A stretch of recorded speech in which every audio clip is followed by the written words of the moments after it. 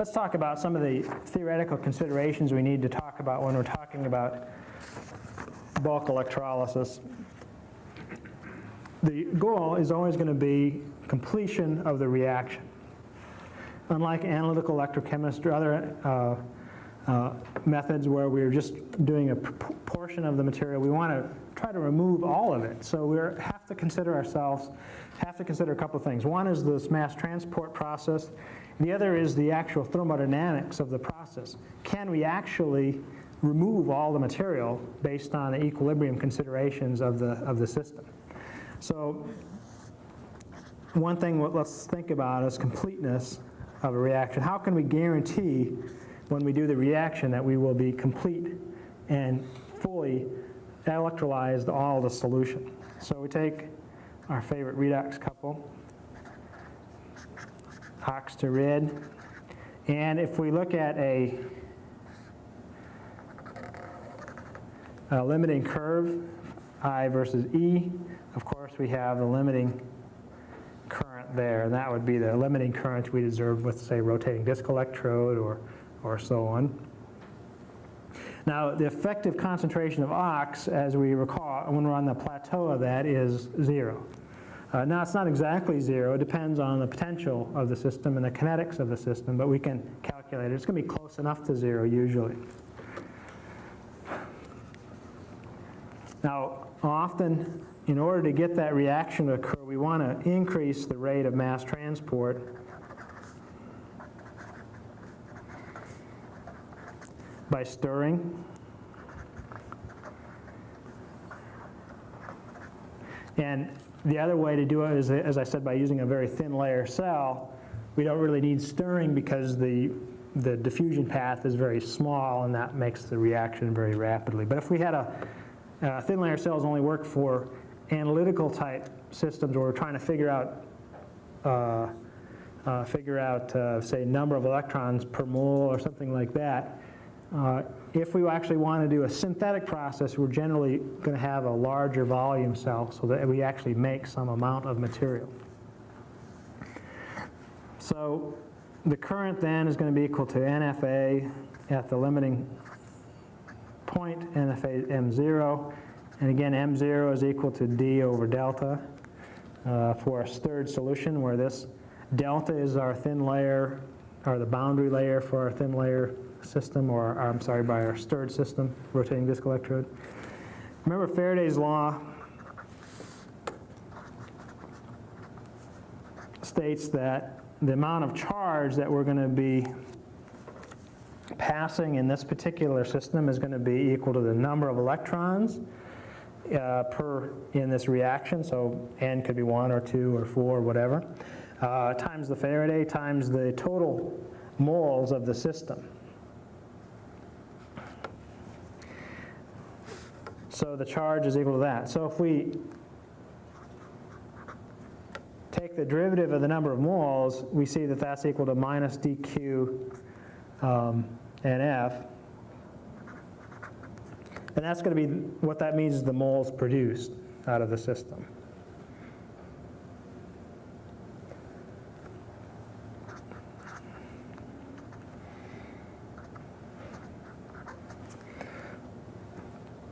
And the amount of dq is equal to I dt. In other words, if we integrate the current, we'll get a number of charge.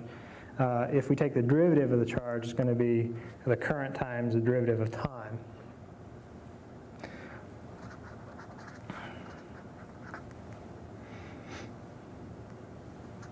And the number of moles produced is going to be equal to V dc0 to the bulk, where V is the volume. So the rate of change in the number of moles is going to be proportional to the volume of the solution times the rate of change of the concentration in the solution. Now remember, unlike the other systems where C0 star was a constant, not a constant in the bulk electrolysis process, because we're continuously removing the material. So substituting those things in, the rate of change of the concentration of species O is equal to the current over NFV for volume times the time process. Or substituting in for some of the other things, we see that the rate of change is equal to the area, m sub 0, c sub 0 star dt over v, where we've taken our limiting current and put it in for that particular situation. So the rate of change is the electrode area over the volume times the mass transfer coefficient. Remember, that's going to be related to how efficiently we stir the system up. So that should start making sense. The bigger the area of the electrode, the faster the concentration can change. The bigger the volume we've got, the lower the concentration can change. The faster we stir it, the greater the electrode concentration can change. Also, the greater the concentration, the faster the concentration can change, and times the derivative of time.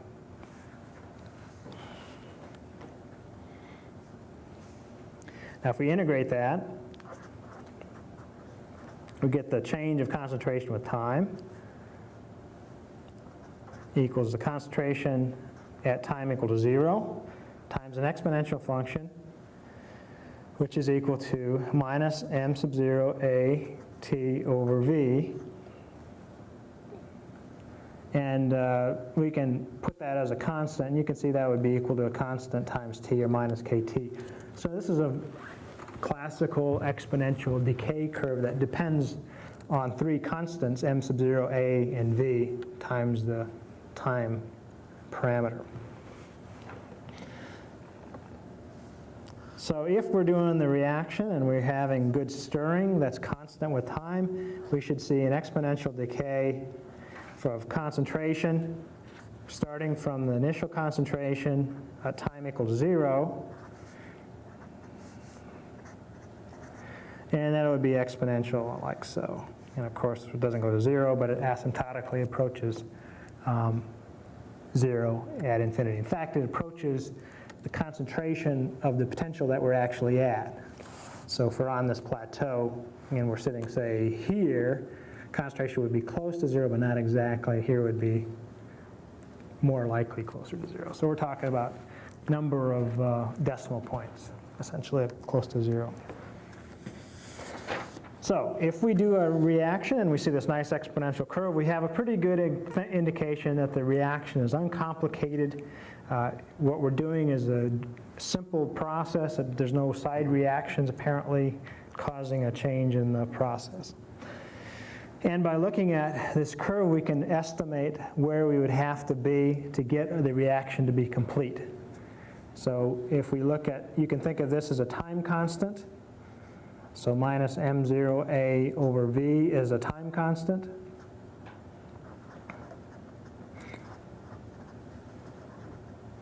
And by making that so many time constants, we can make sure that we're down below to, say, 99% or whatever we prefer.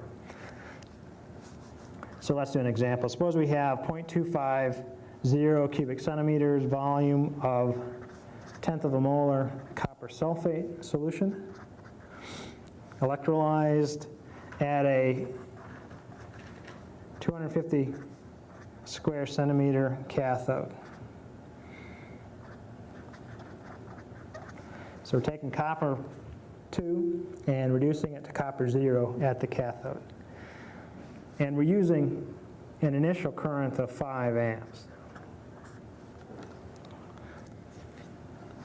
And we want to ask ourselves, how long will it take to get to 99% removal of the copper 2 plus? In other words, we only have 1% of the original concentration left over. Well, the mass transfer coefficient is going to be equal to the current times the NFA over C0 star. And we know that's true because the initial current is set to about 5 amps. So since that supports that 5 amps of current, that's going to give us our mass transfer coefficient. And we see that that's 1.04 times 10 to the minus 3 centimeters per second.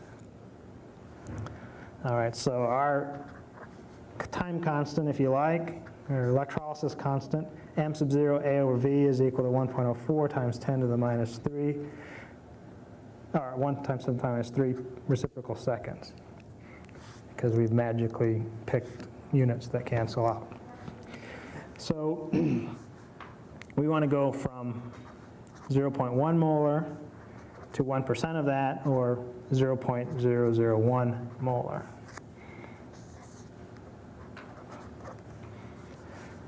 We substitute in to get T, and we find that the change is minus ln 0.01.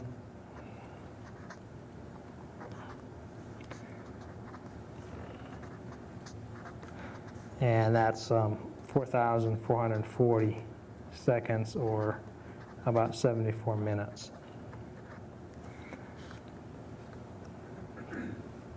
Now that's like any sort of reaction. So if we start from this initial concentration and drop it down by another factor of 100, so 0.001 to 0.00005, or 1, I should say, not 1. That's another same factor of 100 decrease, and so because it's a first order process, like kinetics first order process, it's the same idea. We have our half reaction type kinetics. That's again 74 minutes. So you can treat this as a simple first order kinetics using half-lives, I should say, and get the same result. All right, so that, I think in retrospect, is fairly straightforward. You don't have to worry about producing hydrogen in the solution? Well, sure. We assumed in this case that we don't have any side reactions, and the reaction is quantitative. In other words, all the electrons that we put in go to form copper 0. Now in this case we probably don't. Copper does not reduce to produce hydrogen typically. If we were trying to produce, say, iron metal by this method, we would not see this sort of good behavior. We would produce a lot of hydrogen because the activity of iron is much higher than copper. But yeah, it's possible that you would see some side reactions, although in this particular case we wouldn't have to worry about it too much. What would happen in that case is you would do, for example, you could do the reaction, you would not see a nice exponential drop in the concentration with time. You would see something that was different than an exponential curve. And that would be an indication to you that there was something else going on. It's usually not quite that simple, of course. You have to optimize the right potential to be at to avoid these side reactions. And so sometimes if you want to go to a different potential to minimize that, that makes the reaction slower than you would otherwise like, and so on. And because of at the end, you'll look at the Nernst equation and say, what's the actual value of the concentration I get? And because the potential react may not be able to get a complete removal of the material, because at equilibrium it would be so much. At that point, though, then you could say, well, let's change the potential a little bit more and finish up the job. But so you'd avoid most of the side reactions over the majority of the electrolysis period, but then at the end you could have some side reactions using less electricity to do those reactions and then finish the job. So that's what people usually do to finish things up. Okay, that's kind of related to what Raphael just asked. Suppose we want to, that's the next sort of topic. Suppose we want to make sure that when we're doing this copper, we're not electrolyzing some other component, and that we know is there that will be interferent. So what's the optimal conditions for that kind of situation? And so the notes say, suppose we want to separate one component from the mixture or electrolyze one species and not the second. Or we want to remove an impurity from the mixture but not upset offset the other concentrations in the solution. So I need to consider how the one process can be efficiently removed in the component without removing the other. So in order to do that, we need to set up a thing called a current efficiency as a guide. So we'll call phi as our current efficiency, and we can call it N, the number of electrons times the moles of product formed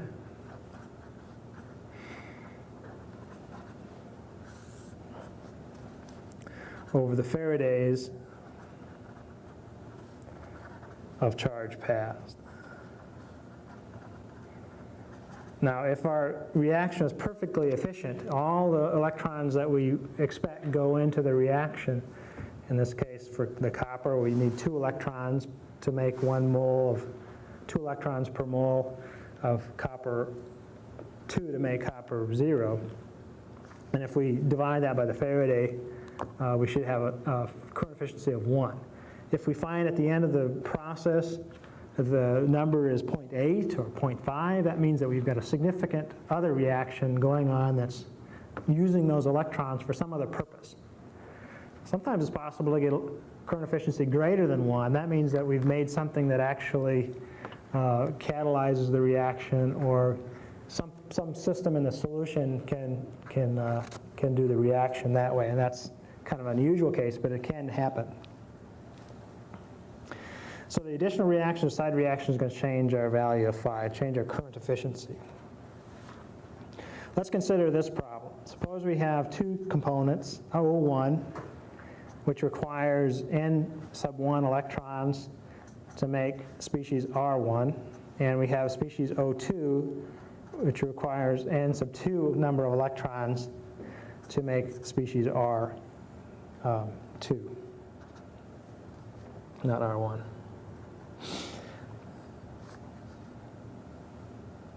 And we want to remove O1 from the system. And that might be we might want to remove O1 because when we reduce it, or because its presence is objectionable, but by reducing it, it forms a solid material that can be deposited on the electrode or perhaps filtered out of the solution. Now, in order to do this, obviously O1 has to have a less negative potential than O2. In other words, redox potential is what I mean. Obviously, if O1 potential is more negative than O2, at every potential that we ever apply, O2 will be reduced first in preference to O1. So we do need a lower potential or less negative potential for O1, obviously.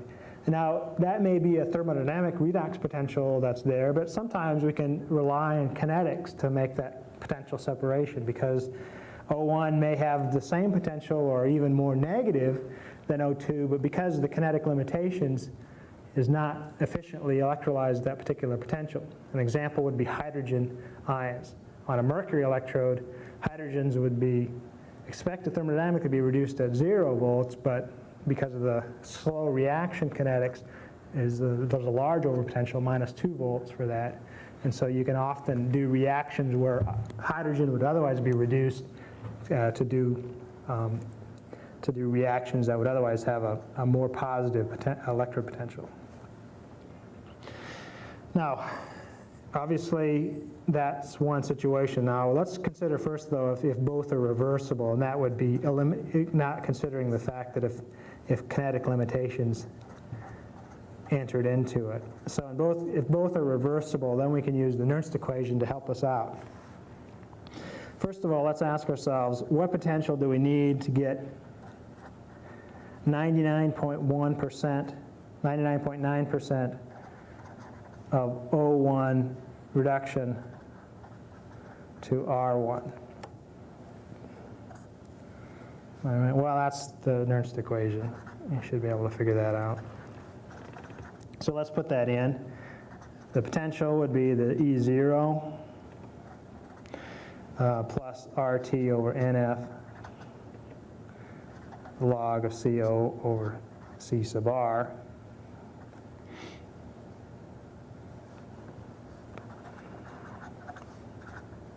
And the moles of O1 at equilibrium would be V1, C1, CO1 star, and the R1 at equilibrium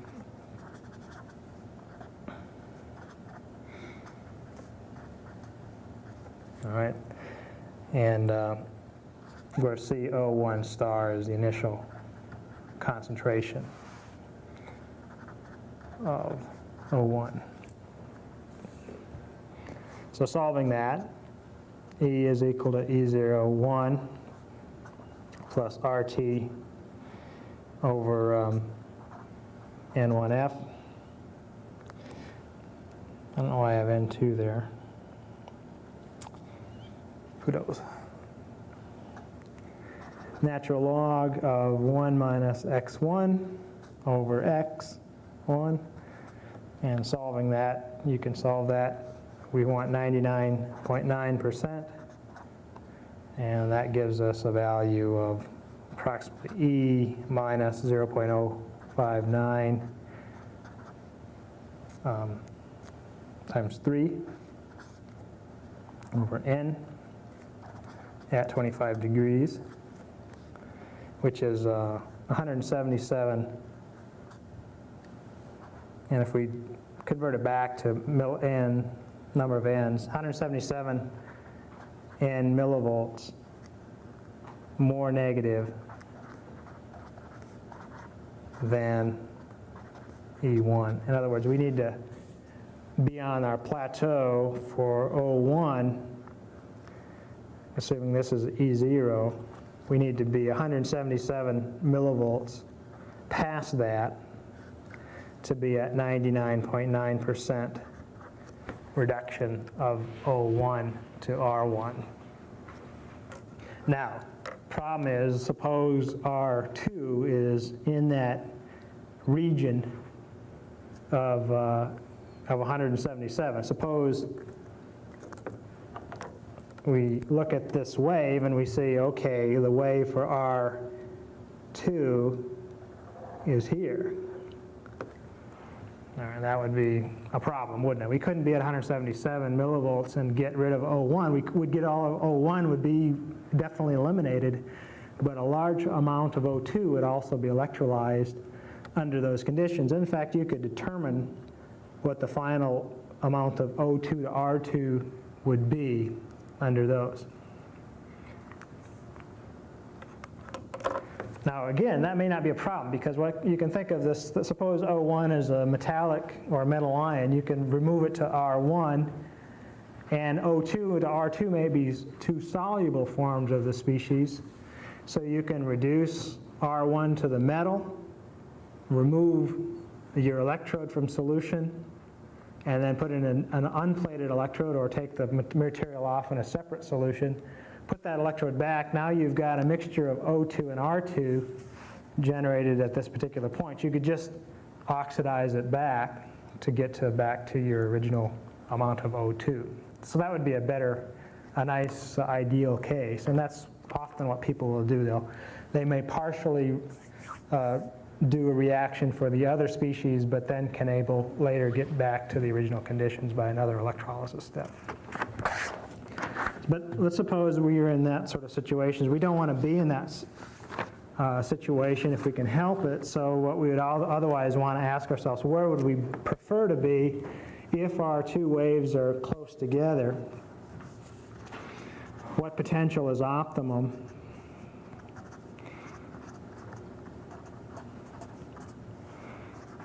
For the two waves. Okay, wave 1 and wave 2.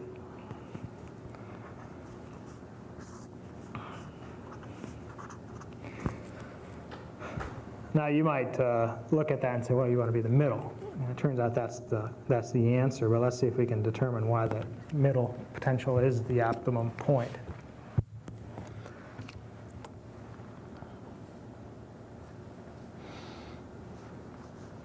In this case, E2 is equal to E20 prime plus RT over N2F.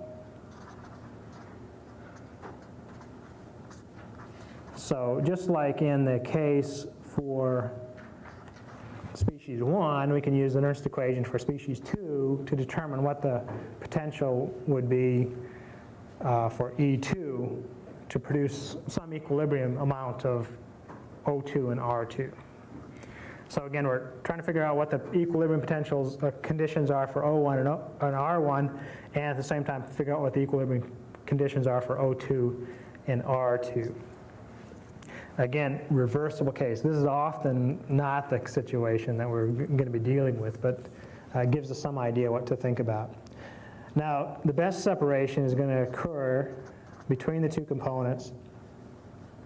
Let's assume that N1 is equal to N2 for convenience. We can derive it for not that case, but this makes it a little bit easier. E is set to the average of E1 and E2. E is equal to E1, 0, plus E2, 0. Then in that case, because of the Nernst equation and N1 is equal to N2, we find that X2 is equal to 1 minus X1. So E0, 1 minus E0, 2 ends up being equal to RT over 2NF, natural log of X1 over X2, which is equal to 118 over N times the log of X1 over X2, again at 25 degrees C.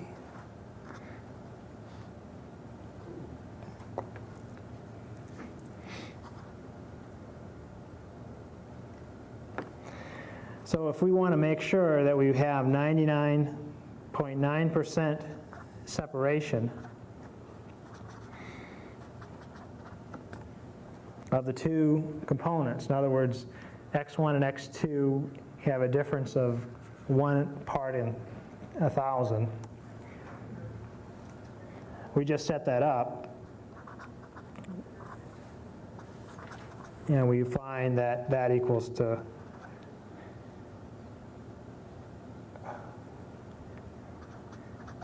is that right? Doesn't seem right. 3, is it? Yes, 3 times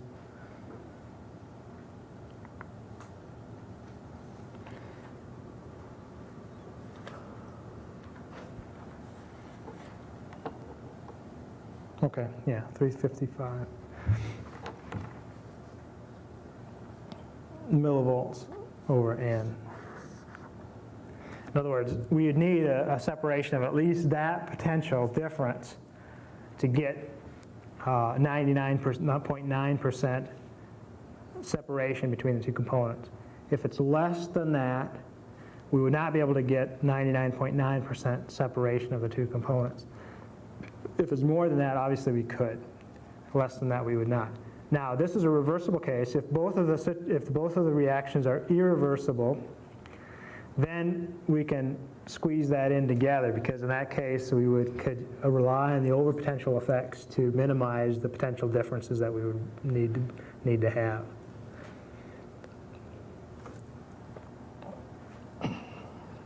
Okay.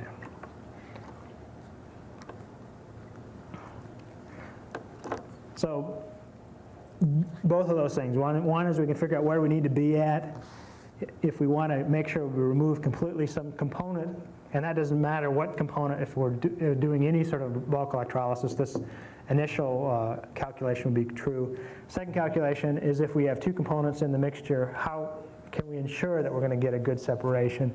And that 355 over N millivolts would tell us, okay, if we have that much or more potential, we can get at least the 1 part in 10 to the third separation in the two components. Otherwise, we're going to have to be satisfied with some other lesser separation. All right. All right. Let's ask ourselves about another particular method, Well, let's go back to, now we kind of know what potentials we need to have to do these reactions. Let's ask ourselves, let's do some understanding of the different methods that we talked about.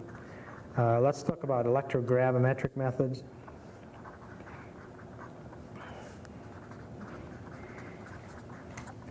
We are interested in electrogravimetry and removing one material from a solution by plating it onto an electrode and then using gravimetry always refers to a weighing process. We're going to weigh that material later on.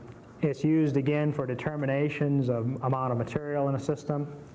The idea is you exhaustively plate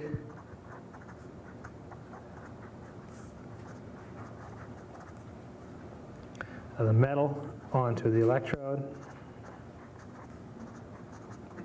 Sometimes non-metal species can be done, but this is usually metals. And it's one of the earliest methods because you really didn't need any controlled potential or current. Now, you would need some conditions to make sure it worked right, but you don't really need a controlled current or potential source. So it's an easy way to do it, earliest method people used for electroanalysis.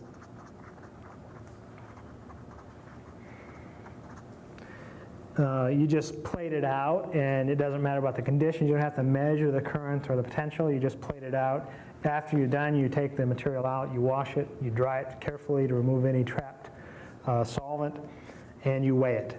And so the difference between the initial electrode weight and the final electrode weight is going to be proportional to the concentration you had of the material in the first place.